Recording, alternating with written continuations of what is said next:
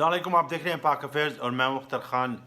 गुज़श्ता कुछ दिनों से एक बहुत ही दर्दनाक, दिल को दहला देने वाली एक ख़बर जो चल रही है कि लीबिया से एक शिप गई है जिसमें तकरीबन 500 से ज़ायद लोग सवार थे और उनमें से बहुत बशतर का जो ताल्लुक़ था वो पाकिस्तान से था और इसके साथ साथ कुछ लोगों का ताल्लुक़ सीरिया से था और अफ़गानिस्तान से भी बताया जा रहा है।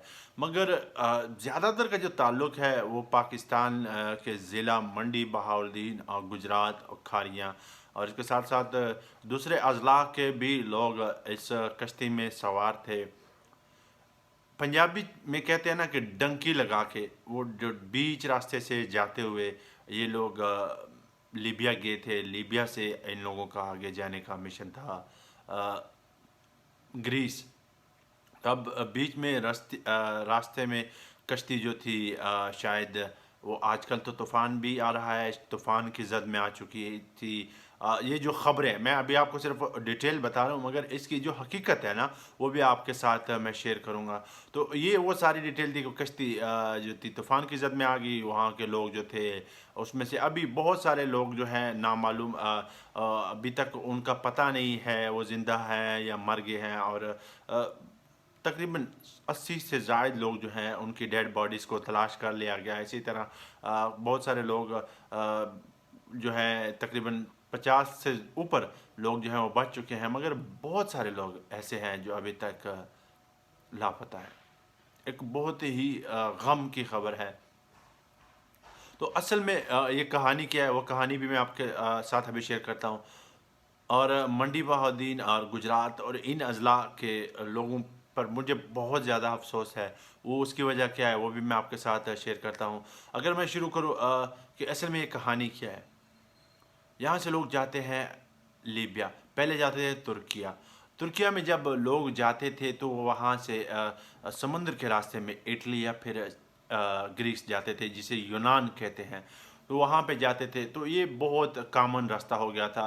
मुझे आज भी याद है जब मैं लास्ट टाइम तुर्किया गया था तो मैं जब आ रहा था तो एयरपोर्ट पे मुझे वहाँ पे जो वहाँ के एयरपोर्ट वाले सिक्योरिटी हैं उन्होंने मुझे बड़ा इमिग्रेशन ने बहुत ही मतलब हैरानगी से देखा कि मेरा ताल्लुक़ भी मंडी बहाउद्दीन से है।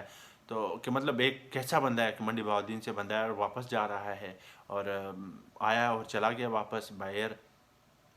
तो मुझे उस वक्त फ़ील हुआ कि यार मतलब कि किस कदर इन लोगों को दुख होता है और कितनी तकलीफ़ में होते हैं कि जब पाकिस्तान या मंडी बहाउद्दीन गुजरात से लोग यहाँ पर आते हैं और इनकी जो कंट्री की जो इल्लीगल तरीके से आते हैं और फिर उनके रूल्स एंड लॉ को वायलेट करते हैं। तो अब इसके साथ साथ अफ़गानिस्तान से भी, सीरिया से भी और बहुत तर ममालिक जो मिडल ईस्ट के वहाँ से लोग तुर्किया पहुँच जाते थे। तुर्किया से वो आगे यूनान और इटली के लिए निकलते थे।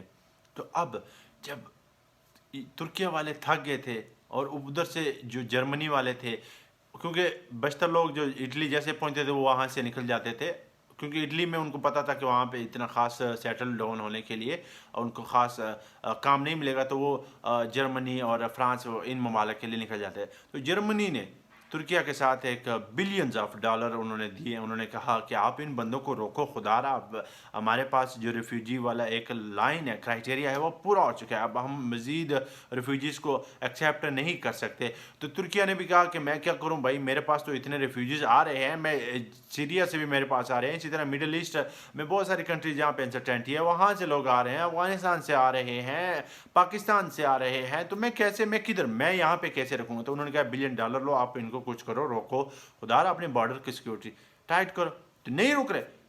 अब उन्होंने हल क्या निकाला, हल ये निकाला है कि भाई जो आता है ना आने दो, उसको बीच समंदर में डुबोना शुरू करो। ये जो हम लोग कहते हैं ना कि कश्ती डूब गई है, फलां हो गया फलां, नहीं जनाब, कश्तियाँ डूब नहीं जाती, कश्तियाँ डुबोई जा रही हैं।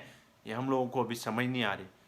क्यों यार, आप किसी के गैर कानूनी वहाँ पे जाते हो तो क्यों एक्सेप्ट करें। आप पाकिस्तान में यहाँ पे अफ़गानी जो आते हैं तो लोग कितनी तकलीफ होती है, हम उनको कहते हैं क्यों तू अफ़गानी है, अफ़गानी तू इधर क्या करने आया, ये वो, हम उसको बातें सुनाते रहते हैं, ऊपर से गैर कानूनी तरीके पे आते हैं। तो अब उन्होंने एक काम शुरू कर दिया कि इलीगली जो भी बंदा वहाँ पे आता है उसको समंदर में डबो देते हैं। कश्तियाँ पूरे के पूरे बेड़े وہ ڈبونا شروع کر دیتے ہیں. انہوں نے بیچ میں اپنے اپنے بندے چھوڑے ہوتے ہیں, وہ ان کے پاس تو سیکورٹی وغیرہ ہوتی ہے, سیفٹی ہوتی ہے, تو وہ بچ جاتے ہیں. اور بیچ میں جو بندے ہوتے ہیں وہ ایجنٹ اپنے پیسے لے لیتا ہے اور بندے جو ہیں مر جاتے ہیں. اب اہم بات میں آپ کے ساتھ شیئر کرنا چاہ رہا ہوں, وہ یہ گجرات, منڈی بہاؤالدین, کھاریاں, چکوال اور بیشتر بہاولپور کے علاقے کے لوگ, یہ جو علاقے ہیں نا منڈی بہاؤالدین, گجرات خصوصاً, یہاں پہ بیشتر وہ لوگ رہتے ہیں نا جو ذمہ دارا کرتے ہیں, جن کے پاس مطلب جی پنجابی کہتے نہیں جنہیں دے گھر دانے ہوتے ہیں. مسئلہ کیا ہے؟ مسئلہ یہ ہے کہ یہ لوگ ذمہ دارا وغیرہ کرتے ہیں, ان لوگوں کے پاس اچھا خاصا پیسہ ہوتا ہے. یہ پیسے کو استعمال کیسے کرتے ہیں؟ اب انہوں نے ٹریڈ کیا, انہوں نے جیسے گندم لی تو بیپاری کو دی, تو اب انہوں نے پیسے لیے بائی ہینڈ اور وہ گھر رکھ دیے, وہ استعمال کر رہے ہیں.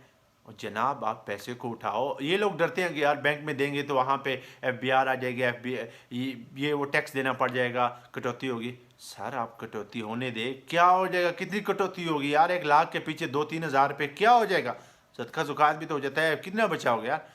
جب آپ کی ٹرانزیکشن بنے گی, بینک سٹیٹمنٹ بنے گی, تو آپ کسی بھی ملک کے لیے اپلائی کر سکتے ہیں یار. آپ ایک کریڈیبل ہیں, آپ ایک سٹیزن ہیں انڈیا میں. پہلے لوگ جہاں پہ جاتے تھے تو اب وہاں سے کم ہو گیا لوگ ڈنکی لگانا. کیوں؟ کیونکہ وہاں کے لوگ جو ہے وہ ان کو شعور آ چکا ہے, وہ لوگ سٹیٹمنٹ بناتے ہیں, پیسہ جو ہے بینکوں کے ذریعے ادھر ادھر بھیجتے ہیں, نہ کہ چور راستے سے. ہم لوگ ابھی بھی وہ ہنڈی کے ذریعے پاکستان میں پیسہ بھیجتے ہیں, اپنے بینکوں میں نہیں رکھتے ہیں, گھروں میں رکھتے ہیں, گھروں میں اسٹور کرتے ہیں. جو بھی لین دین کرتے ہیں وہ ہاتھ سے کرتے ہیں, پیسہ جو کسی کو دینا ہو تو ہاتھ سے لیتے ہیں اور ہاتھ سے ہی دیتے ہیں. اس وجہ سے ہماری اسٹیٹمنٹ نہیں بنتی. اگر ہم کسی کے ایجنٹ کے پاس جاتے ہیں تو وہ کہتے ہیں کہ بھائی اتنے پیسے لگیں گے, میں اسٹیٹمنٹ اپنی طرف سے دوں گا فلاں فلاں, تو بندہ مایوس ہو جاتا ہے. بندہ کہتا ہے کہ یار یہ تو بڑا خرچہ آ رہا ہے. جب آپ نے اسٹیٹمنٹ وغیرہ بنائیں گے نا تو آپ کو یہ جو لاکھوں روپے ایجنٹ آپ سے مانگتا ہے نا, میں 10 لاکھ 20 لاکھ 25 لاکھ روپے آپ سے مانگتا ہے نا, وہ سے 3 سے 4 لاکھ روپے میں آپ کا کام آ جائے گا. اتنا آسان ہے یار. صرف اور صرف کیا ہے؟ شعور, عقل کا ہم لوگ استعمال نہیں کر رہے. ہم لوگ جہالت سے نہیں نکل رہے. ہم لوگ اپنے بیٹوں کو تیار کر کے ان کو گلے لگا کے ان کو موت کی طرف راغب کر دیتے ہیں کہ جاؤ بیٹا, وہ فلاں بھی چلا گیا, تو بھی جا. کشتی میں, بیچ راستے میں, سمندر, طوفان, کوئی بھی خیال نہیں ہوتا ہے یار. جب وہ ایران کے راستوں سے گزرتا ہے نا تو کوئی پتہ نہیں ہوتا ہے یار. میں صرف اتنا کہوں گا کہ اس میں غلطی ہمارے والدین کی ہے. ان کو صحیح طریقہ استعمال کرنا چاہیے. لوگ پیسے دے کے, اچھے خاصے لوگ جو جن کو تھوڑا سا عقل شعور ہے نا, وہ اپنی اسٹیٹمنٹ بنا رہے ہیں, اپنے بینک لین دین جو ہے وہ بینکوں کے ذریعے کر رہے ہیں.